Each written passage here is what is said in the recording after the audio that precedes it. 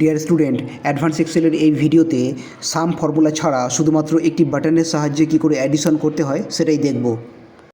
এখানে total salary অ্যামাউন্টগুলোকে আমরা addition করব বাটনের সাহায্যে। তো এখানে একটা বাটন বানানোর জন্য আমি ডেভেলপার ট্যাবে যাব। ডেভেলপার ট্যাবে গিয়ে আমাকে যেতে হবে ইনসার্ট নামে অপশানটিতে। ইনসার্ট বাটনে ক্লিক করে এই যে এটা হচ্ছে বাটন। এই বাটনটাতে নিয়ে যেভাবে পিকচার ড্র করে মাউসের সাহায্যে এখানে একটা বাটন ড্র করে নিতে হবে। ড্র করে নিলেই তোমাদের সামনে এরকম অ্যাসাইন ম্যাক্রো নামে একটি অপশান খুলবে এবং এখানে একটা নাম দেখতে পাবে। জাস্ট ওকে করে দেবে। ওকে করে দিলে দেখবে একটা বাটন তৈরি হয়ে গেছে। এরপরে বাটনের পেছনে কোডিং করার জন্য ভিজুয়াল বেসিক বাটনে ক্লিক করতে হবে ডেভেলপার ট্যাব থেকেই।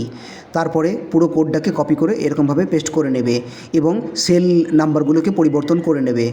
এরপরে চেক করে দেখে নিতে হবে এসইউবি সাব লেখার পর বাটনের নামটি কী লেখা আছে। বাটনের নাম কিন্তু বাটন 6, তাই বাটন 6 দেখে নিতে হবে। এরপর বাটনটি প্রেস করলেই আমরা অ্যান্সারটি পেয়ে যাব।